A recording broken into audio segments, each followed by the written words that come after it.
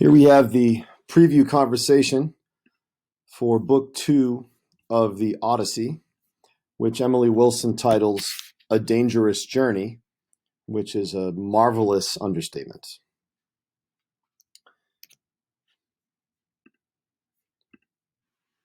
So early on, so many things happen in Book 1. But the second half of Book 1 deals with the somewhat private matters of what is in Telemachus's heart, Athena helping him wrestle with those things, coming up with an action plan, a 5-step action plan with what to do next. Book 2 deals with all of those concerns becoming public, especially with the suitors. And we know that Athena has told Telemachus to go on a journey to find out information about his missing father. So much of Book 2 deals with things that teenagers can recognize, especially the idea that adults love dispensing advice to them. So we're going to pay attention, and one of the homework questions is, what is the most valuable piece of advice Telemachus gives? So maybe as Telemachus receives, I should say. So maybe as you listen to the book, maybe as you listen to this presentation, you can consider all the different pieces of advice Telemachus receives. So Book 2 opens with one of the most famous formulaic metaphors of the Odyssey. This was obviously originally memorized and delivered by memory over several nights in court. And modern readers often wonder, how did the rhapsodes, the poets of the time, memorize? And one of the tricks was that the poem was full of formulaic phrases, and one of them that were almost like mini choruses in a way. And one of them was this notion of rose-fingered dawn. And you could look at the rays and imagine, these as fingers. So Emily Wilson begins on page 120. The early dawn was born, her fingers bloomed. So that's how Emily Wilson translates it. And again, this really doesn't have anything to do with the plot of the poem, but sometimes it's just good to notice interesting things, beautiful things. And this is what we have in the beginning. So if you go to line 40, which is in the bottom of page 121, again, make sure you have your Emily Wilson with you. Line 40. Telemachus calls a meeting again. He's taking on a new responsibility here. He says, I called the meeting. I am in deep trouble. I have no information of an army that might attack us, nor do I have news of any other danger to our people. I need help for myself. My family has suffered 2 disasters. First, I lost my father, who was kind to you as if you were his sons. Now, even worse, my house is being ripped apart. My wealth will soon be gone. The sons of all the nobles have shoved inside my house to court my mother against her wishes. They should go and ask Icarius, her father, to provide a dowry and choose who should be her husband. They're too scared. Instead, they haunt our house day after day and kill our cows and pigs and good fat goats. They feast and drink red wine, not caring if they waste it at all. There's no man to save the house. No man like him. And again, it's Odysseus. Like a lot of children, he can't help but to compare himself to his father, and he finds himself wanting. He finds himself inadequate. I cannot fight against them. I'd be useless. I have had no training, but if I had the power, I would do it. It's unbearable what they've done. They've ruined my whole house. It is not fair. You suitors all should feel ashamed. Consider what others in the neighborhood will think. And also be afraid. And this is an interesting little trump card that he has. He isn't just a complaining teenager. He reminds them of their sort of theological obligations. He says, consider what others in the neighborhood will think. Also be afraid. The angry gods will turn on you in rage. Because even evil characters are aware of the power of the gods. They'll be shocked at all this criminal behavior. I beg you, by Olympian Zeus, again, a trump card, and by the goddess who presides in human meetings, justice. And then he sort of changes his mind. We see him thinking, never mind, friends. Leave me be and let me cry and suffer by myself. Or did Odysseus, my warlike father, deliberately do harm to our own side? This is a weird I never know what to make of this. Maybe we can discuss this. Did Odysseus, my warlike father, deliberately do harm to our own side? Is that why you seem set on hurting me, encouraging these suitors? Oh, if only you Ithacans would eat my stock yourselves. If you did that, I would soon get revenge. I would come through the town and keep demanding until it all got given back. But now you make me so unhappy. This is pointless. So we sort of see Telemachus thinking out loud about his central two problems, right? That one, that he's missing his father, and two, that he seems powerless to combat the adults in his community from ravaging all of his goods and, going after his mother. Now, Antinous, who is the chief suitor and sort of the early villain of these first few books, responds. It's line 84 on page 123. Telemachus, you stuck-up, willful little boy, he doesn't really waste any time. How dare you try to embarrass us and put the blame on us? We suitors have not done you wrong. Go blame your precious mother. She's cunning. And then we get a little story, and this seems true. This is true, what he tells us. Even though he's a villain, he's telling the truth here. It's the third year, soon it will be four, that she's cheated us of what we want. She offers hope to all, send notes to each, but all the while her mind moves somewhere else. She came up with a special trick. She fixed a mighty loom inside the palace hall, weaving her fine long cloth. She said to us, young men, you are my suitors. Since my husband, the brave Odysseus, is dead, I know you want to marry me. You must be patient. I have worked hard to weave this winding sheet to bury good Laertes when he dies. He gained no such wealth. The women would reproach me if he were buried with no shroud. Please let me finish it. So the deal, Antinous says, what your mother did was she said she had to weave a funeral shroud for her father-in-law, Odysseus' father Laertes, and she asked to wait to marry until that shroud was done. Now watch what she does. Antinous says, and her words made sense to us, so every day she wove the mighty cloth. And then at night, by torchlight, she unwove it. For 3 long years, her trick beguiled the Greeks, but when the 4th year seasons rolled around, a woman slave who knew the truth told us. We caught her there, unraveling the cloth, and made her finish it. This is our answer, so you and all the Greeks may understand. Dismiss your mother, let her father tell her to marry anyone his heart desires.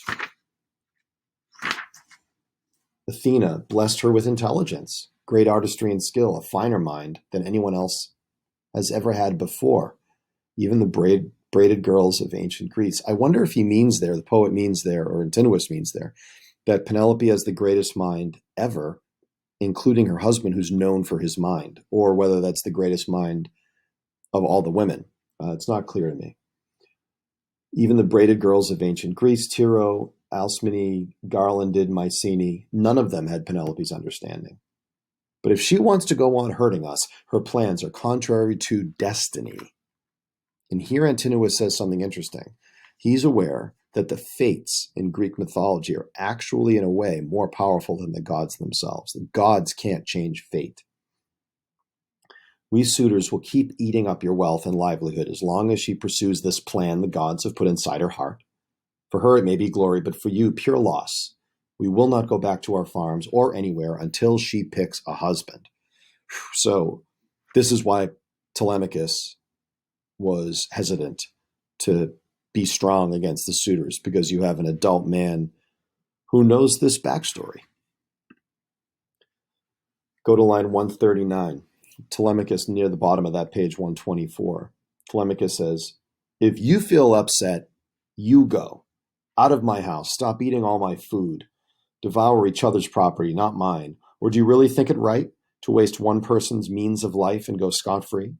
Then try it. And again, Telemachus always falls back to the gods. I will call the deathless gods. May Zeus give recompense someday for this. You will die here, and nobody will care. You could argue that he sounds like a whiny teenager, or you could argue he's playing the ultimate card here, that the gods will be against you and you're going to die alone and no one's going to care. Now, in the very next line, there's an omen that happens. And it was very bad if you were in ancient Greek, if you were in this poem and you didn't pay attention to omens, because they were actually meant to be signs from the gods, and you have to listen to the gods. So the bottom of 124. Then Zeus, whose voice resounds around the world, sent down 2 eagles from the mountain peak, and an eagle was always a sign of Zeus's presence. At first they hovered on the breath of wind, close by each other, balanced on their wings, reaching the noisy middle of the ground. They wheeled and whirred their flapped their mighty wings, swooping at each man's head with eyes like death, and with their talons ripped each face and neck. Then to the right they flew across the town. Everyone was astonished at the sight. They wondered in their hearts what this could mean.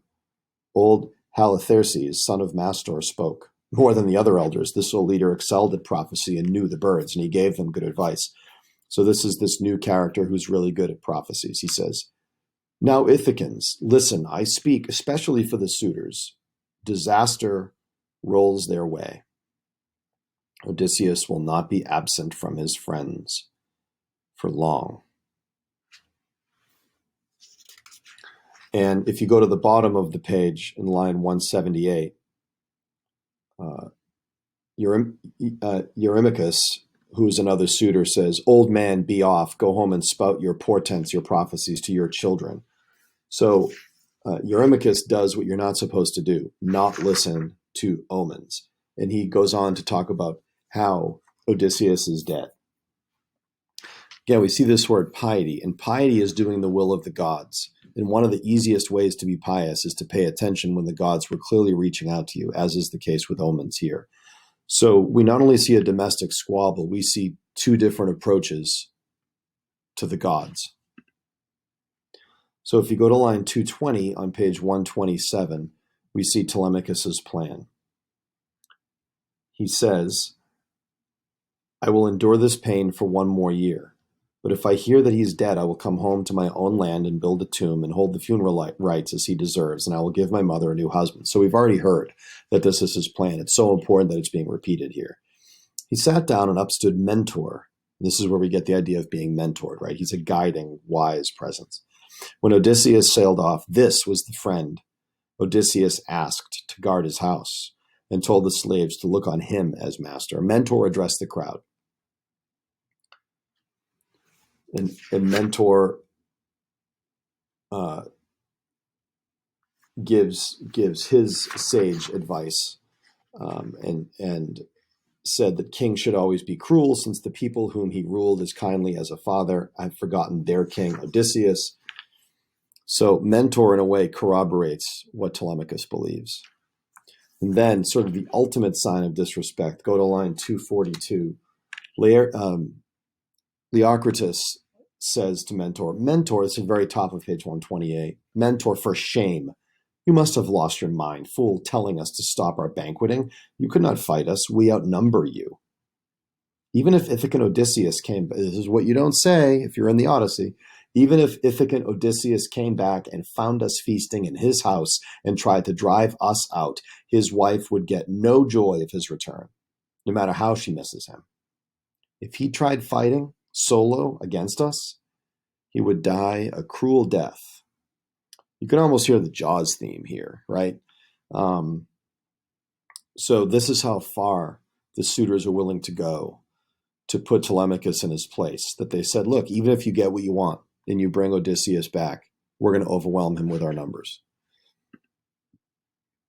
So if you go to line 270, which is the top of page 129, Athena is in the disguise of the character Mentor, says to Telemachus, "You'll be brave and thoughtful if your own father's forcefulness runs through you. How capable he was in word and deed. Your journey will succeed if you are his. If you're not his son, his true-born son, I doubt you can achieve what you desire. And it is rare for sons to be like their fathers. Only a few are better. Most are worse. But you will be no coward and no fool. You do possess your father's cunning mind." So again, this is kind of the era of tough love. I don't think what's being discussed here is Telemachus's legitimacy. I think he knows he's literally in a biological way, Odysseus' son. I think what she's saying here is, are you going to be like your father in your courage and wisdom or not? And Athena's, she pushes him. She's that difficult adult voice in a teenager's life. So she ends up helping prepare him for his journey to find out facts and information. And in line 382, what we learn is Athena does all the work in terms of, in disguise, gathering townspeople together, getting a sort of group of folks, and to help prepare Telemachus for his journey. And I just want to turn to the very last page of the book, page 134, and it's line 420. And again, I just find it really fascinating how Homer ends these chapters. This is a chapter full of conflict, full of bitterness, full of hatred. And it ends with a goddess helping Telemachus go look for information on a journey. So page 134, Athena called a favorable wind, pure zephyr. It's the west wind, whistling on a wine dark sea, another one of those formulas. So Athena makes the wind happen. Telemachus commanded his companions to seize the rigging. So they did, and raised the pine wood mast inside the rounded block and bound it down with forestays roundabout, and raised the bright white sails with leather ropes. Wind blew the middle sail. The purple wave was splashing loudly round the moving keel. The goddess rode the waves and smoothed the way. The quick, black ship held steady. So they fastened the tackle down and filled their cups with wine. They poured libations to the deathless gods, especially to the bright-eyed child of Zeus, that's Athena. All through the night, till dawn, the ship sailed on. So these first 4 books are often called the Telemachy. They're really center on the character of Telemachus. And the first 2 books end. They're really whirlwind chapters that sort of move us in a lot of directions, but they both end with sort of fine detail moments. The first book ends with that moment of essentially Telemachus' nurse tucking him in. It's this very childlike moment of intimacy. And the second book ends with graphic detail about a ship leaving shore and how the goddess helps, rides the waves, gathers the men, creates the wind. And notice, I want you to just lastly notice the choice that Telemachus and his men make. Maybe Telemachus might be a good leader someday because his men are doing exactly the right thing. They're pouring drinks, libations to the gods, and they're honoring Athena, who, with or without their knowledge, has enabled this journey to happen. So, again, that rugged Pyrrhus site I recommend for a shorthand version of what I'm doing here. And the homework question I give my students is, like all teenagers going through hard times, Telemachus is surrounded by folks who want to give advice. Sorry about the typo. Athena gives advice, mentor gives advice, and his nurse and babysitter give him advice. My question is, in your opinion, who gives the most helpful advice? Why? If you were Telemachus, who would you listen to? And then I just ask my students to quote book 2 in your answer. I hope this is a helpful introduction, and have a great time reading book 2.